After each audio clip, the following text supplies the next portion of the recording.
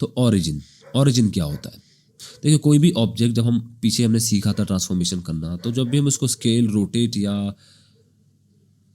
Move कर रहे थे, तो वो अलोंग द ओरिजिन या with the origin he move हो रहा था। ओरिजिन क्या होता है? ये आपको बीच में कुछ व्हाइट डॉट दिख रही है यहाँ पर, इसको थोड़ा मैं एक्स में मूव करूँगा। हाँ, तो ये जो येलो डॉट है, इसी को ओरिजिन कहा जाता है। एक तरीके से फिजिक्स के नाम से इसको हम सेंटर ऑफ मास बोलते हैं।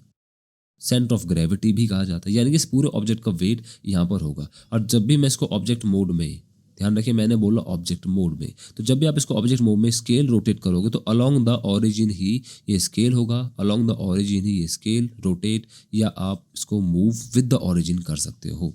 लेकिन ओरिजिन कई बार आप मूव करना नहीं चाहते हो, आप चाहते हो इसका ओरिजिन वहीं रहे, बस ऑब्जेक्ट मूव होके कहीं और पहुंच जाए। जैसे कि मैं आपको करके दिखाता हूँ। मैं इसको वापस से कंट्रोल जेड दबा के यहाँ पर आया, एडिट मोड में आके सबको सेलेक्ट किया और इसको मूव कर दिया। एडिट मोड में ओरिजिन मूव नहीं होता, मैंने इसको एक्स डायरेक्शन में मूव किया। अब क्योंकि ओरिजिन मूव हो नहीं रहा है तो ओरिजिन वहाँ पर ही है। वापस से ऑब्जेक्ट मोड में अगर मैं इसको स्केल रोटेट करूँगा तो अलॉन्ग द ओरिजिन ही होगा, कुछ इस तरह से।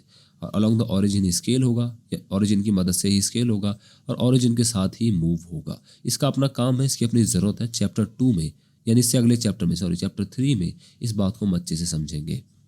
तो ओरिजिन की बहुत ज़्यादा इंपॉर्टेंस है, बहुत ज़्यादा आपको इसका ध्यान रखना होगा। तो ध्यान रखिए कि आप जब भी एडिट मोड में ऑब्जेक्ट को चेंज करते हो तो आपके ओरिजिन को चेंज नहीं करना। ओरिजिन चेंज करने का सिर्फ एक ही तरीका है, आप उसको एडिट मोड में आके चेंज करो, जिससे उसका ओरिजिन चेंज हो जाएगा। और इसकी अपनी ज़रूरत है अपनी अपनी जगह पर, वो हम बाद में समझेंगे चैप्टर 3 में। ऑब्जेक्ट को स्केल करते हो या रोटेट करते हो तो उसके ट्रांसफॉर्मेशंस चेंज हो जाते हैं। फिलहाल यहाँ पर 1 1 1 मतलब तीनों लगभग बराबर ही है और हम चाहते हैं कि तीनों बराबर ही रहें। मान के चलो मैं इसको जेड में स्केल कर देता हूँ, अब ये बराबर नहीं है। तो हम जब भी कोई मॉडिफायर या फिर जब भी कोई यहाँ से लिस्ट में से कॉन्स्ट्रेंट लगाने की कोशिश करेंगे तो इनसे उन पर अफेक्ट होगा। हम इसलिए इसको मेक श्योर करेंगे कि ये स्केलिंग या रोटेशन दोनों 0 0 और 1 1 रहे। उसके लिए आप कंट्रोल ए दबाओगे तो आपसे पूछता है क्या अप्लाई करना चाहते हो, लोकेशन, लोकेशन से लोकेशन अप्लाई हो जाएगी जो कि फिलहाल 0 है और इसका ओरिजिन अब यहीं फिक्स हो चुका है। रोटेशन जो कि ऑलरेडी 0 है, मैं इसको थोड़ा रोटेट कर देता हूँ कुछ इस तरह से। जैसे कंट्रोल दबा के रोटेट करूँगा तो ये रोटेशन 0 0 हो चुकी है।